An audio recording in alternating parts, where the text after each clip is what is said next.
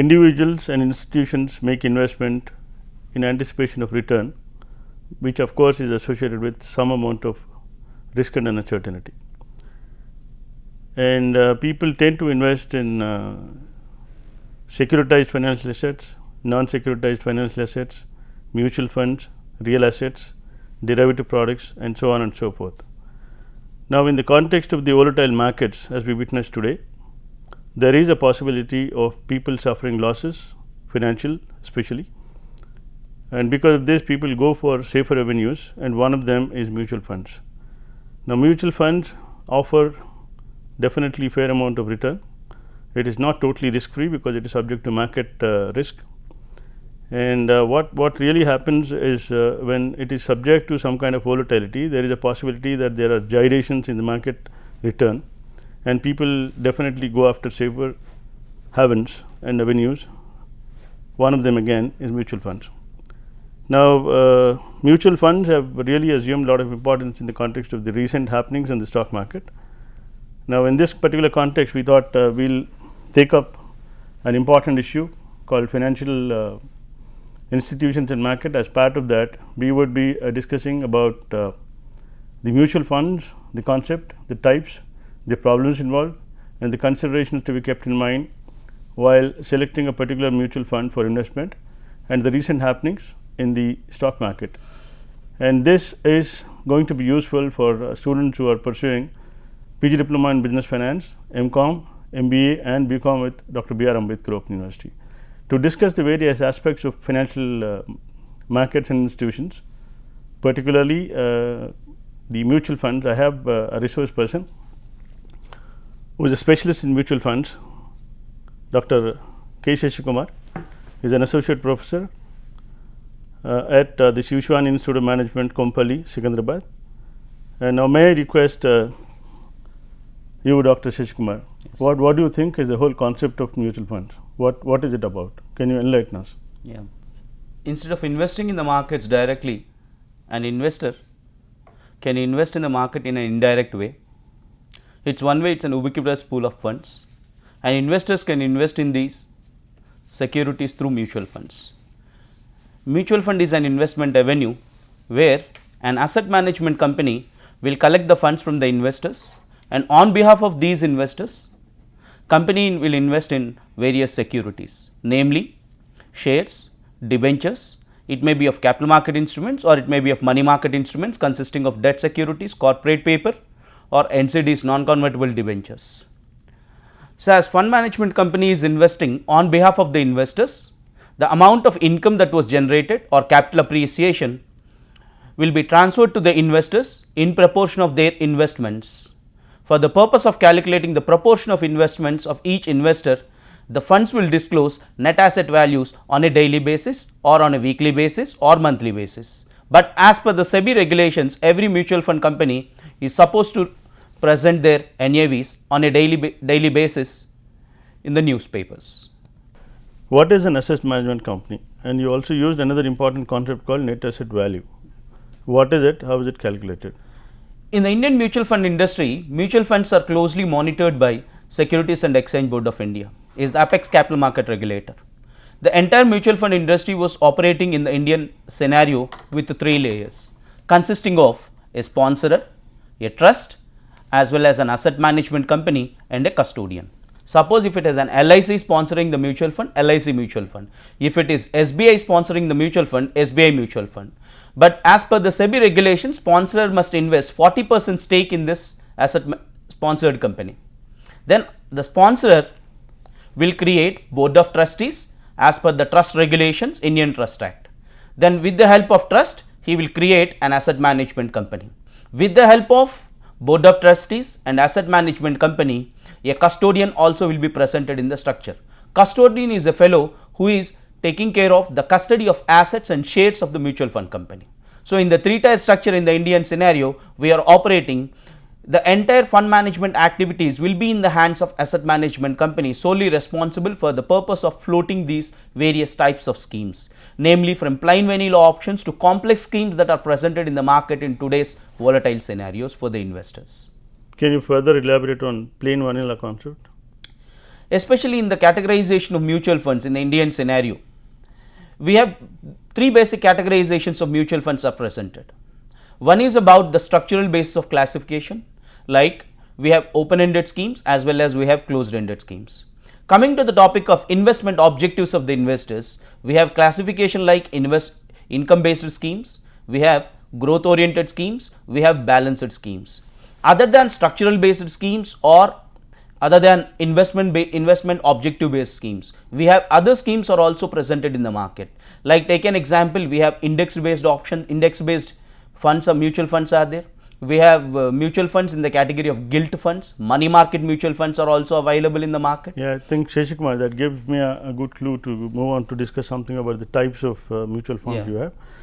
And as I understand, like mutual fund is a collective vehicle which enables you to channelize all your savings, not directly into the market, but indirectly into the market through an agent. Through a very professional fund management company will manage the funds. Which manages your funds. Instead of you directly entering into the market, you enter the same market through different things. They are professionally managed, services are offered. Yes. Fine. Now, can you tell me something about the typology? People often keep hearing something like open-ended scheme. Yes, exactly. Closed-ended scheme, and what are this?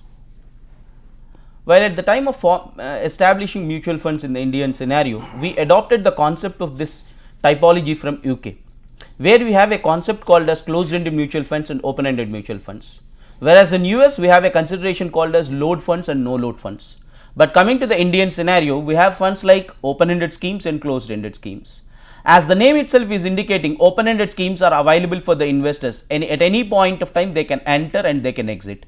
That's why the majority portion of the open-ended schemes are managed with liquid securities, means they can easily convertible into cash and they can repay. If it is possible in case of open-ended schemes, the fund managers can go and borrow also. But in case of closed-ended mutual fund schemes, as the name itself is indicating, there is a fixed time period will be offered to the investors. They can enter into the scheme within that period, offer period only. Do we have any fund on now? Any present fund which is open now for subscription? Subscription point of view, we have schemes are presented in the market in the form of. No, right now at this moment of time.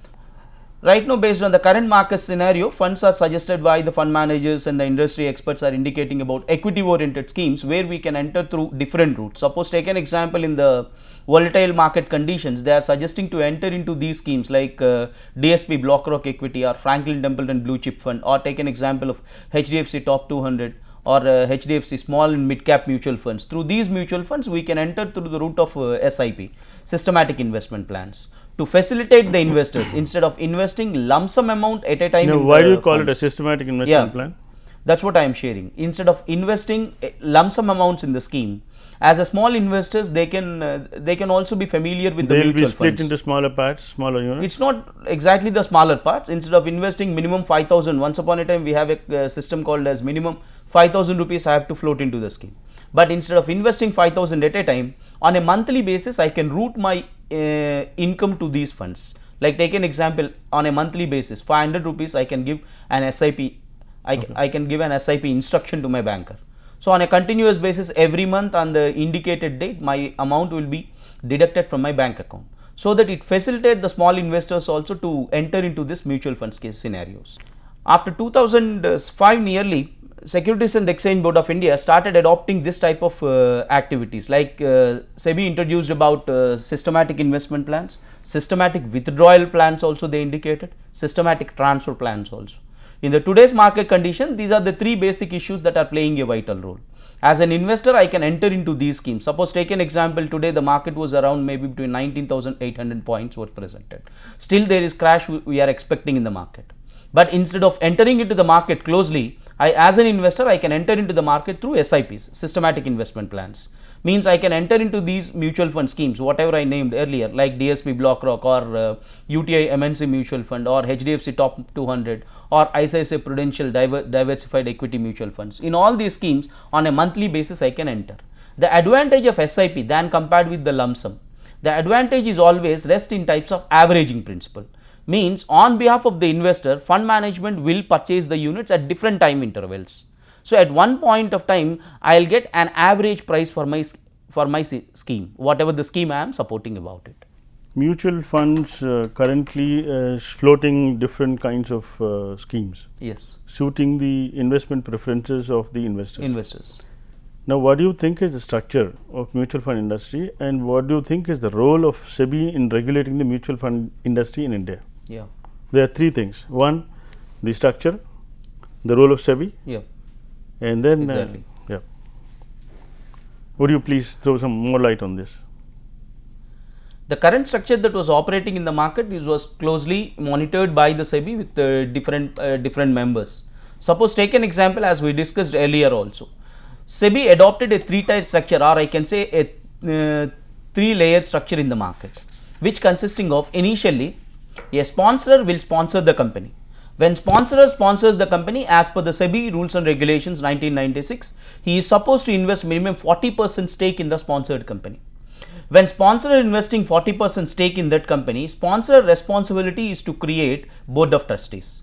How board of trustees are created by the sponsor means, under Indian Trust Act, sponsor has the sole responsibility to create the trust. Normally, trust meant for the benefit of investors or trust, whoever the trust members, like here the unit holders. When trust is created for the benefit of unit holders, trustees will closely manage all these activities. In addition to the board of trustees, to float the schemes, an asset management company is also created. AMC is the sole responsibility to float various types of schemes.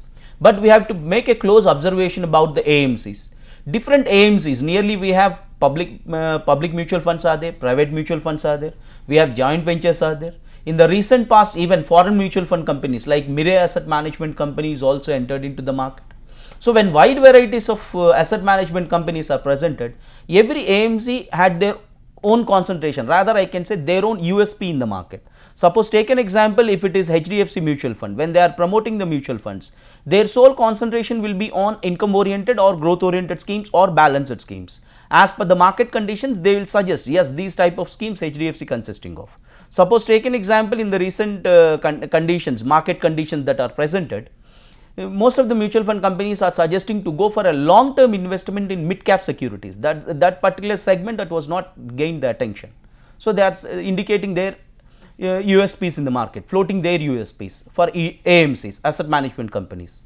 In addition to the board of trustees and asset management companies, we have one more candidate is also available in the structure, namely custodian. Custodian is a fellow who considers or who takes care of the assets as well as the shares of the mutual fund company. In addition to these custodians who are presented in the market, we have transfer agents are also presented, TAs. They are the sole responsible for the transfer of securities. What are all the transactions that are happening. But what exactly the role of SEBI while monitoring this structure? Time to time, SEBI will interfere into the market conditions based on the role of intermediaries. Take an example, recently, SEBI intervened into the market conditions. They created a new area. Like as an investor, if I am well versed with the mutual funds, there is no need to approach to an intermediary. Directly I can enter, I can subscribe to the units, which you call it as direct subscriptions.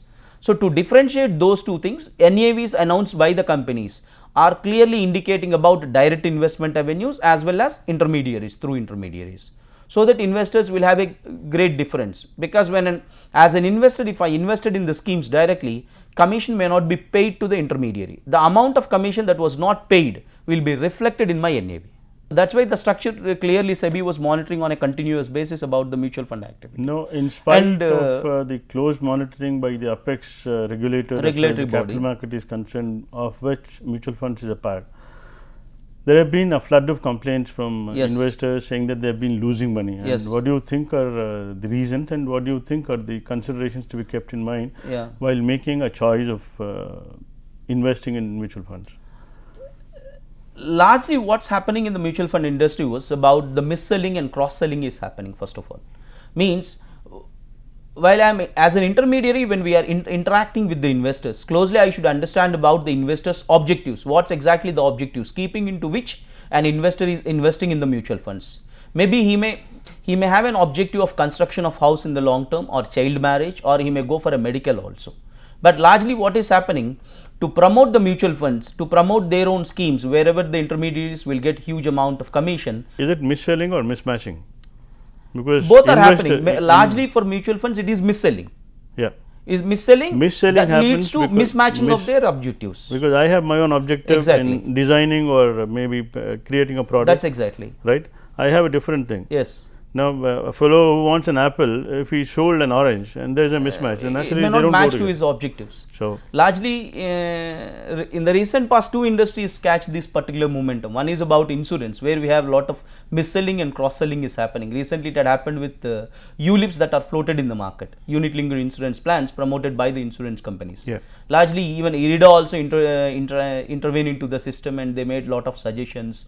They gave lot of guidance as per the ULIPs also. And another industry that catch a lot of this attention is about mis-selling is happening in mutual fund industry. To control this type of trends, or whatever we are sharing about, the lot of investors are losing their hard-earned money by investing in the mutual funds. Recently, SEBI came out with a new changes in the mutual fund format. As an intermediaries, when we are suggesting a scheme, what SEBI will do is, in the scheme itself, scheme document, rather we can say the scheme document format consisting of AMFI ARN number as well as unique identification code, UID also I have to present. So that as an intermediary, if my UID is also presented on the scheme document, certainly tomorrow SEBI will know which intermediary suggested which scheme. Is it exactly suitable to the requirements of the investors? It's one way of tracking what intermediaries are doing. It's more like making them more responsible. More responsible in the market. Something goes wrong with the money of the investor, right? And at the same time, what SEBI at every point of time, whenever a mutual fund company is giving an advertisement, always they says subject to the market conditions, observe the market conditions, subject to the risk that is presented in the market. Okay. Means they are indicating about you have to observe few factors what are responsible for your schemes basically. One particular factor which as an investor I have to observe about the net asset value of a mutual fund. Every mutual fund company on a daily basis, they are supposed to release their net asset values. This in simple short form we call it as NAV. This is the value at which an investor can enter into the mutual fund, can exit. But coming to the topic of NAV as a sole criteria, for every mutual fund company, suppose take an example, when the NAVs of the mutual fund is increasing in an upward direction, certainly I have to observe whether this increase in NAV is due to inflows, fresh investors are adding to the scheme, or is it because of the assets what I am holding in the scheme are appreciating. Oh, that's a very good It may be of two things. Either if fresh investors adding to my schemes, certainly my NAV will increase, or if my assets whatever I am holding in the scheme, suppose take an example. If they appreciate naturally, yes, NAV goes up. If my diversified equity schemes are appreciating in an upward direction, my NAV will increase. Correct. This is one positive trend, I can say one positive trend, but there is also one negative aspects also I have to observe when my NAVs are moving in an upward direction. Suppose take an example, when suddenly FII money is entering into the market or hot money is entering into the market, suddenly my NAVs also will float. That's a bad trend. As an investor, I should observe both the conditions, when NAVs are moving in an upward direction or when NAVs are moving in a downward direction. Maybe schemes, there are a lot of schemes are there in the market holding fundamental stocks, but to react that fundamental stocks in the portfolio, it will take a lot of time. I have to wait for that. I have to observe. So while selecting any mutual fund, first important issue is about the NAV. Second important factor I have to observe about the income that was generated by the mutual fund scheme. Income in the sense as a gross income percentage of your total net assets, or as a net income percentage of your total assets. Whether your gross or net incomes are moving in an upward direction, yes, it is an acceptable trend. What exactly an income for a mutual fund consisting of? It consisting of about the income generated through interest, or it consisting of income generated through earnings, maybe in the form of dividends. Can there be a situation your NAV is going up but your gross earnings are coming down? Possibilities are there. Suppose take an example, if my expenditure patterns are moving in an upward direction to promote the scheme. Can this happen? I mean, something going up which is like possibilities are there. I will tell you a situation also. NAV going up and then gross earnings coming exactly, down. It had happened few Now, if gross earnings are going up but the net earnings as a percentage is coming down, what do you think is the factor? Is it because of the expenses? Majority of the role in the mutual funds, it was played by the expenditure patterns that are presented before floating of the scheme, after floating of the scheme. Okay. Before floating of the scheme, suppose take an example, if I put huge amount of expenditure, certainly I cannot justice to my investors. Even after floating of the scheme, if I am sanctioning huge amount of commissions. What are the other factors, Shashik, when we like other than net asset values or income of the mutual funds? We have to probably run through the list of factors. List of factors like net asset values or income generated by the mutual funds, or it may be selection of the scheme, or it may also consisting of portfolio, with what portfolio you are investing. Can you quickly tell me what are the advantages of your mutual funds? Like, as mutual funds have gaining lot of momentum in the market, investors are also understanding about what type of advantages by investing in the mutual funds. One of the biggest advantage investors are receiving today in the market, they are receiving professional management at a cheaper cost. First of all, other than professional management, tax benefits, they had greatest advantage of liquidity is also presented. Anytime they can sell the mutual funds, whether it is an open-ended or a closed-ended. If it is an open-ended mutual funds, I can redeem, I can go for redemption. That's why companies are announcing about sale value, repurchase values. If it is a closed-ended scheme, I can sell at the market rates, current market NAV that was presented in the market. Other than professional management or diversification patterns that are presented, liquidity, tax benefits, or even I can also consider about tax reliefs. What type of tax reliefs these funds are offering to the investors? So even people also go for mutual funds because of the low transactional cost. Low transactional cost happens when huge number of investors are presented in the market. Fine. Suppose schemes are there with old patterns, like schemes are there with 10 years, 11 years. Such places, huge number of investors are presented. One final question for which I want a very quick answer.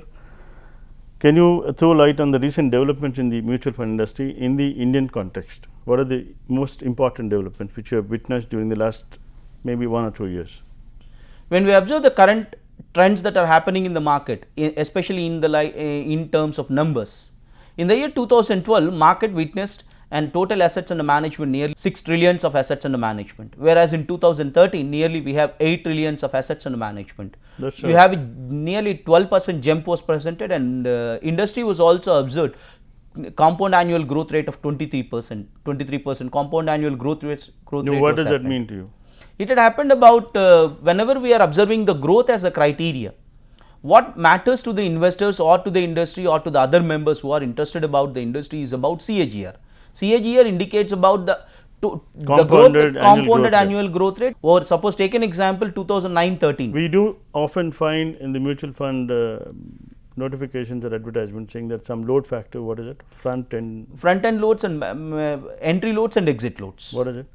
Entry load and exit load indicates about, while at the time of entering into the mutual funds, from the investors they will charge the entry load.